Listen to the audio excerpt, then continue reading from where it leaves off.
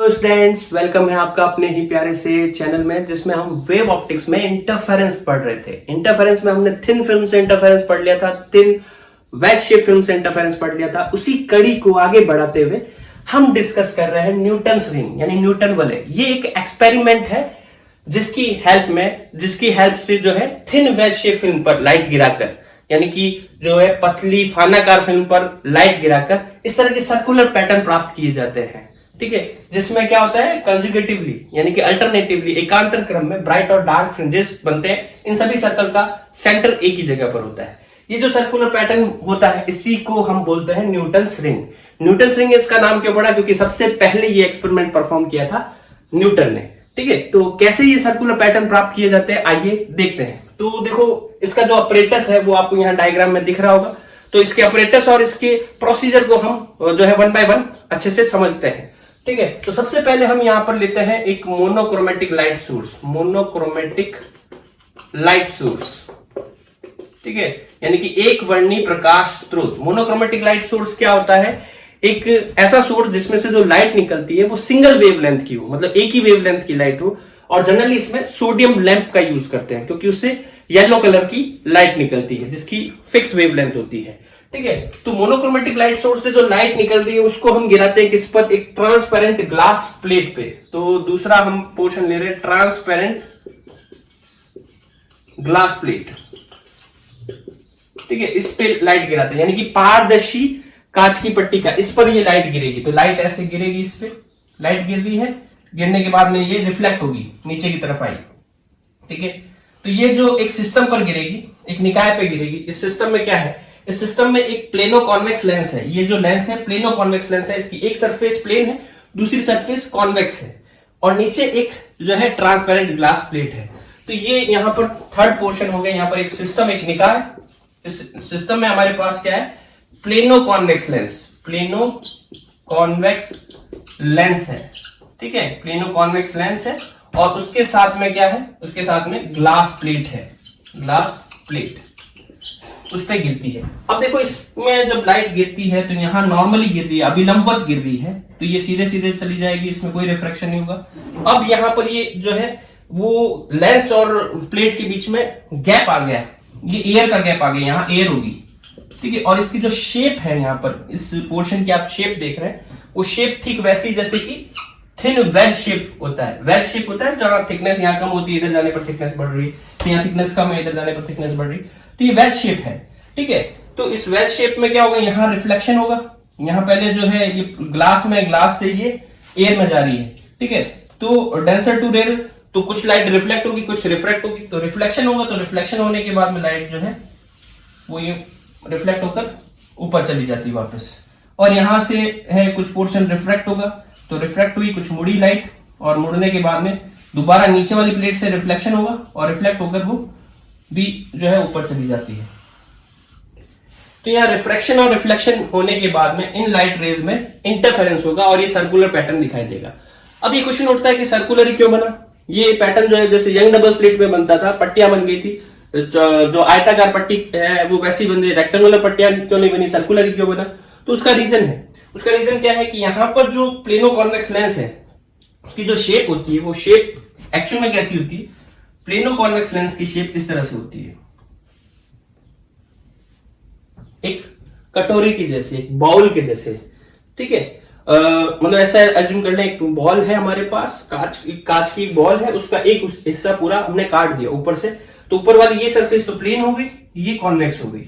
अब देखो यहां पर ये जो जहां जहां ये गैप रह गया, ये देखो इधर गैप भी रह जाता है, इधर भी गैप रह जाता है, ये हमने दो साइड में गैप दिख रहा है, लेकिन एक्चुअल में ये गैप कैसा होगा? ये गैप जो है वो circular thin wedge shape film बनाएगा। कैसे? गैप इधर भी होगा, इधर भी होगा। मैं अपने हाथ को घुमाऊं जैसे ये कटोरी है, गैप इधर भी होगा। ठीक है, इस साइड में भी गैप होगा, इधर भी गैप होगा, सब तरफ गैप होगा। तो मतलब मेरे हाथ को, मैं ये वेज शेप है, पूरे हाथ को इस तरह से घुमाऊं, ठीक है, तो सर्कुलर शेप में वेज शेप बनेगा। ठीक है, मतलब एक प्लेन वेज शेप नहीं बनकर सर्कुलर वेज शेप बनता है। तो यहां ये पॉइंट भी हम ध्यान में रख लेते हैं। The gap between lens and glass plate is circular veg shape film, veg shape film, gap जो है सर्कुलर वेज शेप का होता है। अब उससे क्या होता है, उससे ये होता है कि मान लो यहां पर कोई एक पॉइंट चूज करते हैं, ये पॉइंट चूज करते हैं, इस पर लाइट आई, उसमें इंटरफेरेंस हुआ, ठीक है, और वो इंटरफेरेंस मान लो कंस्ट्रक्टिव है, ठीक है, तो यहाँ कंस्ट्रक्टिव या डिस्ट्रक्टिव इंटरफेरेंस इनके पाथ डिफरेंस पर डिपेंड करता है, और वो पाथ डिफरेंस इसकी थिकनेस पे डिपेंड करती है, ठीक है, इसकी थिकनेस कितनी है, इस पॉइंट की थिकनेस मान लो Tn है, तो हम ऐसे पॉइंट्स का लोकस यानी कि बिंदु पथ ढूंढे जिनके सभी के लिए ये थिकनेस T हो। तो वो T कैसे होगी, देखो यहां से अगर मैं एक सर्कल बनाऊं तो इस सर्कल पर जितने भी पॉइंट होंगे, यहां लूं, यहां लूं, यहां लूं, सारे पॉइंट की जो थिकनेस होगी वो क्या होगी, Tn ही होगी। तो सबके लिए थिकनेस सेम होगी, तो सबके लिए पाथ डिफरेंस भी सेम होगा, सबके लिए पाथ डिफरेंस सेम होगा तो सब कंस्ट्रक्टिव शो करेंगे। तो अगर एक अकेला पॉइंट कंस्ट्रक्टिव शो करेगा तो ये सारे पॉइंट जो है कंस्ट्रक्टिव शो करेंगे, तो एक साथ ये सारे पॉइंट चमकेंगे। तो ये कैसा बन रहा है, एक सर्कल बन रहा है, तो सारे सर्कुलर पॉइंट पर जो है वो ब्राइटनेस क्रिएट होगी, तो एक सर्कुलर रिंग बन जाएगी। इसी तरह अगर एक पॉइंट पर जो है वो क्या हो, डिस्ट्रक्टिव इंटरफेरेंस हो, तो सारे पॉइंट पर डिस्ट्रक्टिव इंटरफेरेंस होगा, तो वो डार्क रिंग बन जाएगी। तो इस तरह से अल्टरनेटिवली जो है वो क्या हो रहा है, ब्राइट और डार्क रिंग्स बनती है, ठीक है। तो ये हो गया यहाँ पर सर्कुलर रिंग बनने का कारण। अब इसकी मैथमेटिक्स डिस्कस करते हैं। अब हम ये जो सर्कुलर पैटर्न बनता है उसको दो तरीके से स्टडी करेंगे। एक लाइट यहाँ पर प्लेट से रिफ्लेक्ट होने के बाद में इंटरफेरेंस शो करती है, और एक लाइट यहाँ पर जो है वो ट्रांसमिट होने के बाद में जो इंटरफेरेंस शो करती है। यहाँ पर हमने जैसा पहले भी पढ़ा था, लाइट रिफ्लेक्ट भी होती है वेज शेप से, और रिफ्रैक्ट भी होती है, ट्रांसमिट भी होती है। तो ये रिफ्लेक्शन वाला तो हमने समझ लिया था। यही लाइट आप देखो कि आगे यहाँ से एक पोर्शन यहाँ इसका रिफ्लेक्ट हुआ था, एक पोर्शन यहाँ पर रिफ्रैक्ट हो जाए, और सेम यहाँ से रिफ्लेक्ट होकर रिफ्रैक्ट हो जाए, तो ये लाइट आगे ट्रांसमिट होगी। तो ट्रांसमिटेड लाइट रेज में भी हम जो है वो यहाँ पर इस तरह का पैटर्न प्राप्त कर सकते हैं। तो पहले हम इसकी मैथमेटिक्स डिस्कस करते हैं ड्यू टू रिफ्लेक्शन। तो यहाँ पर हमने जो है काम पहले से ही 90% काम पहले से ही कर रखा है। हमने जो है थिन वेज शेप फिल्म पढ़ रखी है, तो उसके बारे में उसका फॉर्मूला हमें पता है, as we know that path difference in thin wedge shape film में जो पार्ट डिफरेंस होता है वो हमने फॉर्मूला उसका निकाला हुआ है, कितना होता है, 2 mu t cos theta plus r। फिर उसमें हम जो है रिफ्लेक्शन की वजह से पार्ट डिफरेंस और ऐड करते हैं, ठीक है, मतलब उसको ऐड करना या सब्सट्रैक्ट करना होता है। तो वो देखते हैं यहाँ पर हमने यहाँ पर जो पहले लाइट गिराई, यहाँ जो रिफ्लेक्शन हो रहा है, इस लाइट में ये रिफ्लेक्शन हो रहा है, ये कांच से हवा में जाते समय हो रहा है, यानी कि डेंसर से रेयर जाता है, तो कोई फेज डिफरेंस क्रिएट नहीं होता, जीरो फेज डिफरेंस, ठीक है। तो जीरो फेज डिफरेंस मतलब जीरो पार्ट डिफरेंस, कोई पार्ट डिफरेंस क्रिएट नहीं हुआ रिफ्लेक्शन के दौरान, ठीक है। जबकि ये जो नीचे लाइट रिफ्लेक्ट होकर ऊपर गई, ये वाली लाइट अंदर जो ये एयर से ग्लास में जा रही है, एयर से जो ग्लास में जा रही है वो रेयर टू डेंसर जा रही है। तो रेयर टू डेंसर जब भी लाइट जाएगी और रिफ्लेक्ट होगी वो, ठीक है, तो रिफ्लेक्ट होने पर पाई का जो है वो फेज डिफरेंस क्रिएट हो जाएगा। पाई फेज डिफरेंस मतलब होता है λ/2 का पार्ट डिफरेंस क्रिएट हो जाएगा, तो इसमें λ/2 का पार्ट डिफरेंस क्रिएट हो जाएगा। तो path difference due to reflection from कहां से कहां, फ्रॉम रेयर टू डेंसर, मतलब विरल से सघन की तरफ जब जाती है लाइट तो पार्ट डिफरेंस λ/2 का हो जाता है, ठीक है। तो नेट पाथ डिफरेंस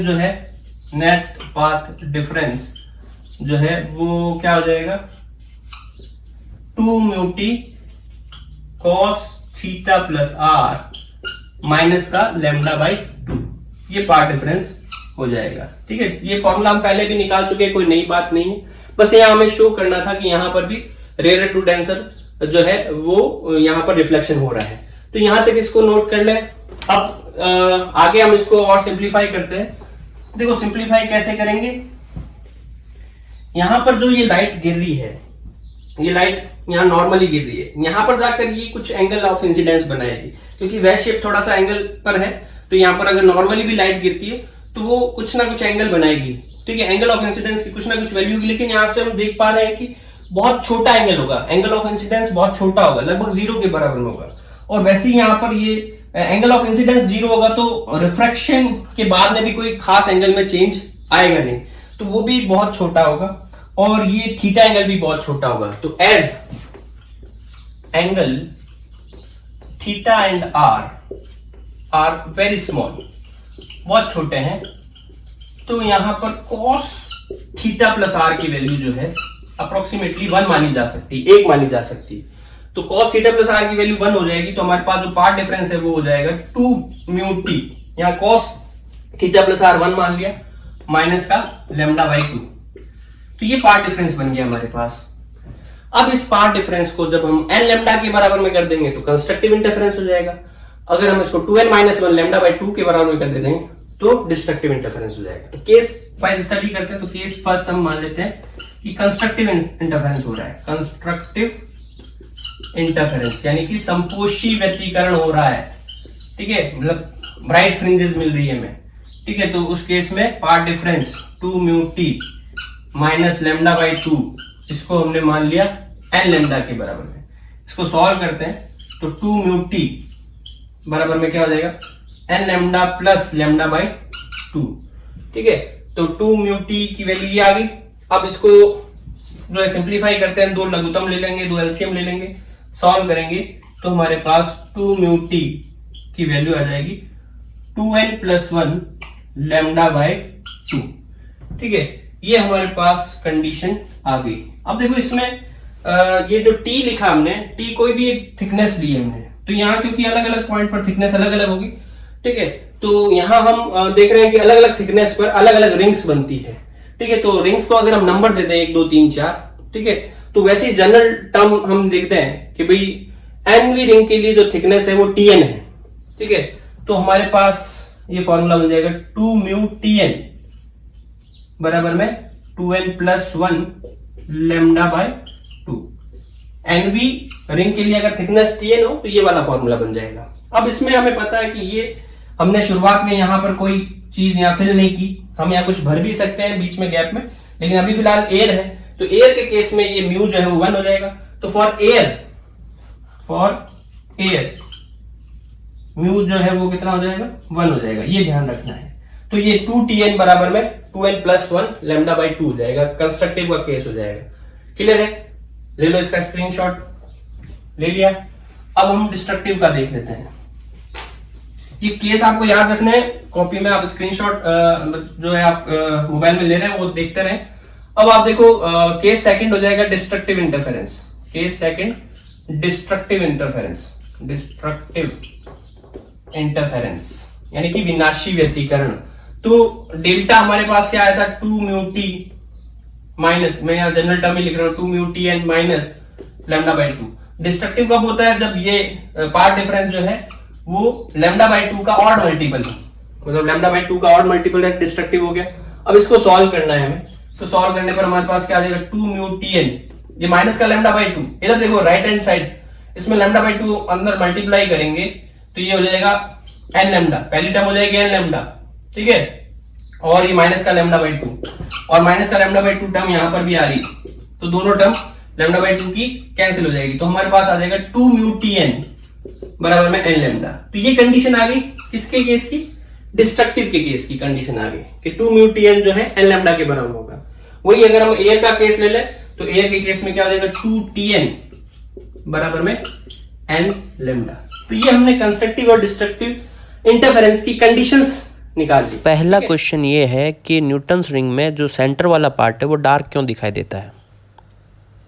तो अब हम ये जो रिंग्स बनती हैं उनके डायमीटर कैलकुलेट करते हैं। तो देखें कैसे कैलकुलेट करेंगे। ये जो हमारा प्लेनो कॉन्वेक्स लेंस था वो ये इस तरह से प्लेनो कॉन्वेक्स लेंस था, इसको हम अगर ये पूरा कर दे तो ये इस तरह से एक स्फेरिकल शेप बनाता है, ठीक है, ये स्फेरिकल शेप बनाता है। अब इस स्फेरिकल शेप का कहीं ना कहीं सेंटर होगा, ये सेंटर हो गया, इसको हम सेंटर ऑफ कर्वेचर यानी कि वक्रता केंद्र कहेंगे। यहां से हम ये जो लाइन ड्रॉ कर रहे हैं ये इसकी रेडियस हो गई, ये भी इसकी रेडियस हो गई, ठीक है, वक्रता त्रिज्या। मान लो ये पॉइंट है जहां पर इंटरफेरेंस हो रहा है, तो यहां पर जो वेज शेप बन रही है उसकी थिकनेस जो है वो tn है, वो थिकनेस tn है। हम यहां से क्या करते हैं, परपेंडिकुलर खींचते हैं, और इसके पैरेलल ये जो लाइन बन रही है उसकी थिकनेस भी TN होगी। ठीक है, तो यहाँ ये C हो गया, ये O हो गया और ये A हो गया। तो ये हमारे पास एक राइट एंगल ट्राइंगल दिख रहा होगा आपको। ठीक है, तो in triangle COA right angle triangle में हमें पता है पाइथागोरस थ्योरम काम करती है। तो हमें जो है यहां पर ये देखना कि ये जो OA है, हम पाइथागोरस थ्योरम लगा क्यों रहे हैं। यहां पर देखो O से A तक, A जो पॉइंट है वहां पर इंटरफेरेंस हो रहा है, तो हम यहां पर इसके चारों तरफ एक सर्कल मान सकते हैं जहां सारे पॉइंट पर इंटरफेरेंस होगा। और वो सर्कल क्या होगा, वही सर्कुलर रिंग होगा। ठीक है, जिस पर या तो कंस्ट्रक्टिव इंटरफेरेंस होगा या डिस्ट्रक्टिव इंटरफेरेंस होगा। तो OA जो है वो उस सर्कुलर रिंग की रेडियस हो गई। ठीक है, तो हमें ये रेडियस निकालने, रेडियस से हम डायमीटर निकाल लेंगे। तो OA जो है वो कैसे निकलेगा, आप देख सकते हैं कि पाइथागोरस थ्योरम लगाया अगर हम, तो CA स्क्वायर यानी कि हाइपोटेनस का स्क्वायर बराबर CO square plus OA square, ये होगा। ठीक है, तो CA कितना है अपने पास, CA दिख रहा है अपने को, R है।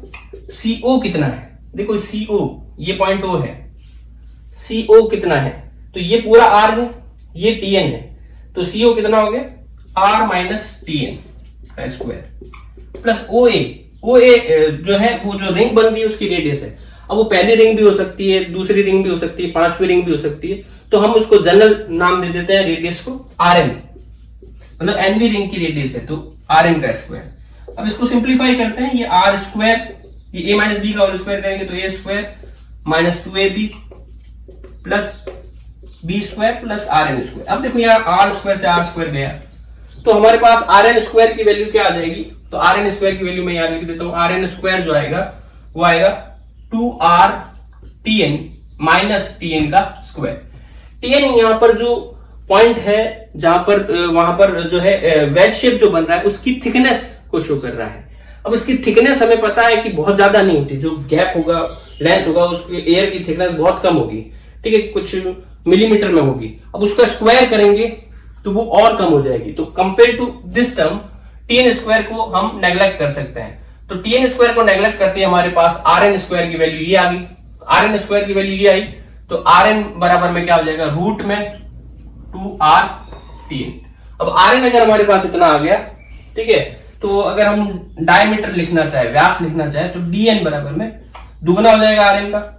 ठीक है, तो दुगना करें तो ट्वाइस ऑफ रूट में 2RTN, तो ये इसका डायमीटर हो जाएगा। अब इस 2 को अंदर लेके जाए तो 2 का स्क्वायर करना पड़ेगा भाई, रूट के अंदर लेके जा रहे हैं तो 2 का स्क्वायर 4 को 2 से मल्टीप्लाई करेंगे तो ये बन जाएगा 8।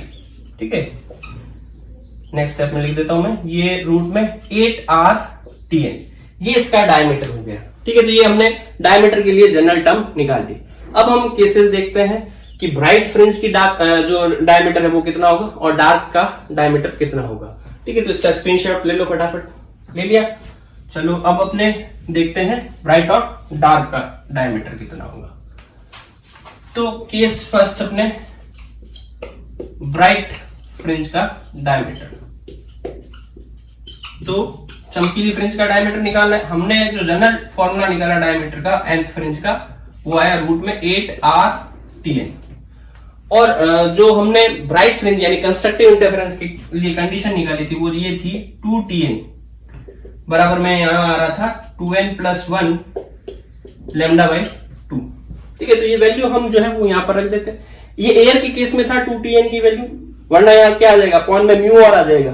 ठीक है, यहाँ म्यू 2μTN था। ठीक है, एयर के केस में था तो म्यू को 1 मान लिया। अब यहाँ 2TN की वैल्यू रख दें या TN की वैल्यू रख दें तो हमारे पास जो डायमीटर का फॉर्मूला बनेगा वो क्या बन जाएगा, 8R, TN की जगह पर ये अपॉन में 4 चला जाएगा तो 2n प्लस 1 लैम्डा बाई 4 से ये 2 टाइम्स ये आ जाएगा रूट में 2R 2n प्लस 1 लैम्डा।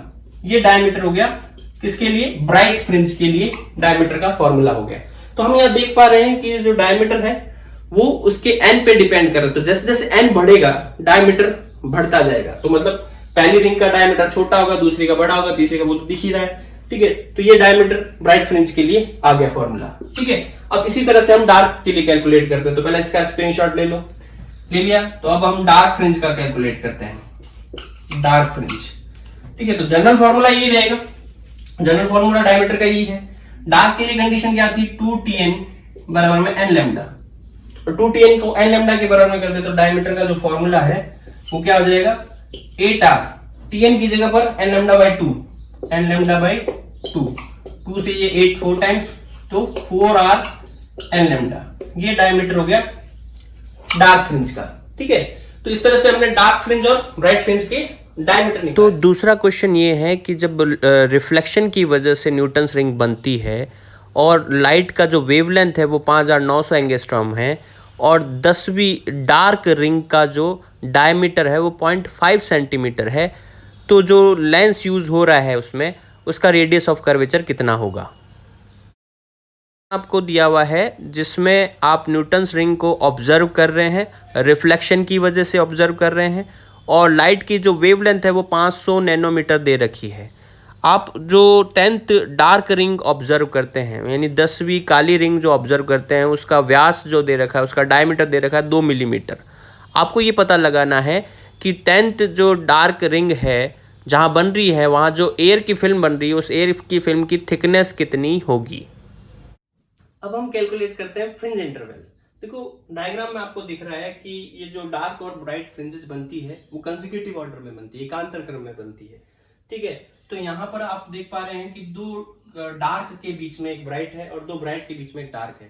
तो अगर हमें फ्रिंज इंटरवल निकालना हो तो कोई 2 काली या 2 चमकीली फ्रिंजों के बीच का जो गैप है वो फ्रिंज इंटरवल हो जाएगा।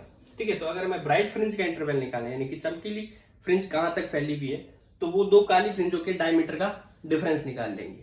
ठीक है, तो यहाँ हमने कोई NV जो है काली फ्रिंज ली उसका डायमीटर DN लिखा और उससे जस्ट आगे N+1V फ्रिंज का डायमीटर जो है DN+1 लिखा। उन दोनों का डिफरेंस ही ब्राइट फ्रिंज का इंटरवल हो जाएगा। ठीक है, तो हमने यहाँ पर डार्क फ्रिंज के लिए इंटरवल का फॉर्मूला जो है वो निकाला था 4r n लैम्डा का रूट। ठीक है, तो यहाँ N+1V फ्रिंज के लिए डायमीटर जो है वो कितना हो जाएगा 4r n+1 लैम्डा। तो इन दोनों को घटा देंगे तो वो ब्राइट फ्रिंज का इंटरवल हो जाएगा, तो उसको हम बीटा से शो कर रहे हैं। तो बीटा बराबर में हमारे पास क्या हो जाएगा, इन दोनों का डिफरेंस होगा। तो इन दोनों में कॉमन क्या आ रहा है, 4r लैम्डा कॉमन आ रहा है, तो क्या रह गया ब्रैकेट में रूट में n+1 माइनस में रूट n। तो ये ब्राइट फ्रिंज का इंटरवल। इसी तरह से डार्क फ्रिंज का जो इंटरवल है 2 कंसेक्यूटिव जो है ब्राइट फ्रिंज के डायमीटर के डिफरेंस के बराबर में होगा। तो फॉर्मूला वैसे ही रहेगा बीटा बराबर में DN+1 माइनस DN, लेकिन यहाँ DN जो है वो डायमीटर किसका शो कर रहा है, ब्राइट फ्रिंज का डायमीटर। तो ब्राइट फ्रिंज के लिए डायमीटर का फॉर्मूला हमने निकाला था DN बराबर में अंडर में 2 × 2n+1 r लैम्डा। ठीक है, ये हमारे पास ब्राइट फ्रिंज का आया था। अब यहाँ n की जगह n+1 रख दें, n की जगह n+1 रख दें तो क्या फॉर्मूला बन जाएगा 2, यहाँ n की जगह n+1 रखेंगे तो 2n+2+1 यानी कि 2n+3 r लैम्डा। इन दोनों का डिफरेंस निकालना है, वही जो है यहाँ फ्रिंज इंटरवल हो जाएगा डार्क फ्रिंज के लिए। तो इन दोनों को घटाते हैं तो इसमें कॉमन क्या आ रहा है, रूट में 2r लैम्डा कॉमन आ रहा है। ठीक है, तो क्या रह जाएगा अपने पास रूट में 2n+3 माइनस में रूट में 2n+1। ये अपने पास जो है वो इंटरवल हो गया किसके लिए, डार्क फ्रिंज का इंटरवल हो गया। तो देखो दोनों ही फॉर्मूले से ये पता चल रहा है कि जैसे जैसे n बढ़ेगा ये इंटरवल जो है वो कम होता जाएगा। तो मतलब जो शुरुआत में जो फ्रिंजेस बनेगी उनके बीच में तो गैप ज्यादा होगा, लेकिन आगे जो फ्रिंजेस बनेगी उनके बीच में ये गैप जो है ब्राइट और डार्क के बीच में गैप बहुत कम होता जाएगा। ठीक है, तो ये था फ्रिंज इंटरवल। तो अब हम न्यूटन्स रिंग एक्सपेरिमेंट का जो है एप्लीकेशन पढ़ते हैं। तो उसके एप्लीकेशन में सबसे पहला एप्लीकेशन है to find the wavelength of unknown source. मतलब हम यहाँ पर क्या कर रहे हैं कि ये न्यूटन रिंग वाला एक्सपेरिमेंट कर रहे हैं, इसमें एक लाइट सोर्स लगा रहे हैं जिसकी वेवलेंथ हमें नहीं पता, लेकिन हम ये एक्सपेरिमेंट परफॉर्म करके फाइनली इसकी वेवलेंथ निकाल सकते हैं। वो कैसे निकालते हैं, ये पूरा एक्सपेरिमेंट सेट करने के बाद में हम ऐसी कोई रिंग्स जो है वो माइक्रोस्कोप की हेल्प से देखेंगे, ऑब्जर्व करेंगे, और उसमें कोई भी हम रैंडमली जैसे चौथी, पांचवी, छठी या यूं के एनवी रिंग का डायमीटर जो है हम माइक्रोस्कोप की हेल्प से मेजर कर लेंगे। और थ्योरेटिकली हमें उसका फॉर्मूला पता है। फॉर्मूला क्या होता है, as we know that diameter of nth bright ring का जो अभी हमने फॉर्मूला निकाला था वो था 2n+1 r लैम्डा। ये nth ब्राइट फ्रिंज का जो है डायमीटर का फॉर्मूला है, जिसको हम dn लिख देते हैं। ये dn हमारे पास ये आया था। फिर हम उसके बाद में क्या करते हैं, उससे कुछ फ्रिंजेस छोड़कर, उससे कुछ रिंग्स छोड़कर, जैसे मान लो हमने 5वीं निकाली, 5वीं के बाद में 3 रिंग और काउंट कर ले, या 7 रिंग और काउंट कर ले, या यूं कहते pth रिंग और काउंट कर ले, तो n तो थी, n के साथ में p और ऐड कर ले, तो जो diameter of n plus pth यानी n प्लस pv जो अपने पास ब्राइट रिंग बन रही है, उसका डायमीटर हम जो है वो फिर माइक्रोस्कोप की हेल्प से जो है वो मेजर कर ले। फॉर्मूला क्या बनेगा, फॉर्मूला ये n की जगह n प्लस p लिख दे, तो यहाँ n की जगह n प्लस p लिखेंगे तो ये बनेगा 2, यहाँ 2n plus 2p plus 1 r lambda. ठीक है, तो ये हमने nv रिंग का डायमीटर निकाल लिया, ये n प्लस pv रिंग का डायमीटर निकाल लिया। दोनों को स्क्वायर करके घटा दें, दोनों को स्क्वायर करके घटाएंगे तो क्या आएगा हमारे पास, यहाँ लिख रहा हूं मैं dn प्लस p का स्क्वायर माइनस dn का स्क्वायर। तो दोनों को स्क्वायर करके घटाएंगे तो यहाँ पे देखो 2r लैम्डा कॉमन आ गया, रूट हट गया, यहाँ से 2n प्लस 2p प्लस 1, ये माइनस का 2n माइनस 1, तो 2n और 1 तो कट गया, यहाँ से केवल 2p बच गया, और साथ में मल्टीप्लाई में 2r लैम्डा, तो 2r इंटू क्या रह गया 2p लैम्डा। ठीक है, ये हमारे पास दोनों का डिफरेंस आ गया। अब r क्या है यहाँ पर, r ये जो प्लेनो कॉन्वेक्स लेंस है, इसका ये जो कॉन्वेक्स पार्ट है, इसकी वक्रता त्रिज्या है। p यहाँ पर क्या है, p जो नंबर ऑफ रिंग्स हमने nv रिंग के बाद काउंट की है। लैम्डा यहाँ पर वेवलेंथ है। ये dn प्लस p डायमीटर हमने निकाला हुआ है, ये dn डायमीटर हमने निकाला हुआ है, तो ये सारी वैल्यू पता है, हमें लैम्डा निकालना है। तो लैम्डा हमारे पास क्या आ जाएगा, लैम्डा आ जाएगा dn प्लस p का स्क्वायर माइनस dn का स्क्वायर अपॉन में 4pr। वैल्यू पुट करेंगे और वेवलेंथ हम मेजर कर लेंगे। तो इस तरह से अननोन सोर्स की वेवलेंथ हम निकाल सकते हैं। तो फोर्थ क्वेश्चन आपको दे रखा है कि न्यूटन्स रिंग एक्सपेरिमेंट में जो 15वीं ब्राइट रिंग बनती है उसका जो डायमीटर 0.59 सेंटीमीटर है, और 5वीं रिंग का जो डायमीटर है 0.336 सेंटीमीटर है। तो अगर रेडियस ऑफ कर्वेचर जो लेंस का दे रखा है वो 100 सेंटीमीटर है, तो जो लाइट यूज़ हो रही है उसकी वेवलेंथ कितनी होगी, वो वेवलेंथ आप कैलकुलेट करके बताएं।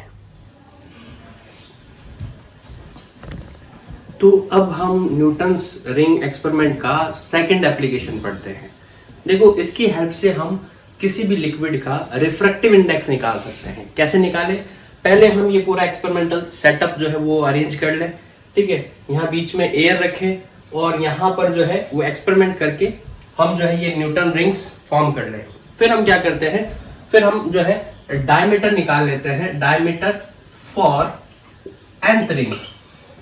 nth रिंग के लिए डायमीटर निकाल लेते हैं। तो nth रिंग के लिए जो डायमीटर होगा ब्राइट रिंग के लिए, उसका फॉर्मूला हम जो है वो निकाल चुके थे, 2 into 2n plus 1 r lambda, ये nth रिंग के लिए होगा। इसी तरह से हम डायमीटर निकाल लेते हैं for n plus pth ring, मतलब n में हम कुछ रिंग्स और ऐड कर लें और उनके लिए हम डायमीटर निकाल लेते हैं। तो वो उसका फॉर्मूला आ गया dn प्लस pth जो है उसका फॉर्मूला यहाँ बन जाएगा 2n प्लस, यहाँ n की जगह n प्लस p रखना है, तो ये 2n प्लस 2p हो जाएगा प्लस 1 r लैम्डा। ठीक है, यहाँ तक हम पिछले एप्लीकेशन में भी कर चुके थे। फिर हम क्या करते हैं, इनको स्क्वायर करके घटा देते हैं। स्क्वायर करके घटाएंगे तो ये हमारे पास dn प्लस p का स्क्वायर माइनस dn स्क्वायर जो है वो वैल्यू क्या आएगी, उनको स्क्वायर करके घटाएंगे तो 2r लैम्डा कॉमन आ गया, 2n plus 1 2n plus 1 cut गया, तो ये 4rp लैम्डा ये वैल्यू है। ये हमने पीछे भी कैलकुलेट की थी, इसको हम इक्वेशन नंबर 1। हम इसमें क्या करेंगे, अब ये जो यहाँ पर गैप दे रखा है लेंस और ये प्लेट के बीच में जो गैप है, इसके बीच में उस लिक्विड की कुछ ड्रॉप डाल देंगे जिसका रिफ्रैक्टिव इंडेक्स हमें निकालना है। जैसे मान लो पानी है या अल्कोहल है, जो भी है उसका यहाँ पर ड्रॉप डाल देंगे तो वो इस पूरे गैप में एयर की बजाय वो लिक्विड आ जाएगा। तो उसकी वजह से जो ये रिंग्स फॉर्म होती है, ये रिंग के डायमीटर जो है वो चेंज हो जाएंगे। वो चेंज कैसे हो जाएंगे, उसका क्या फॉर्मूला बनेगा, आइए देखते हैं। ठीक है, तो diameter of nth bright fringe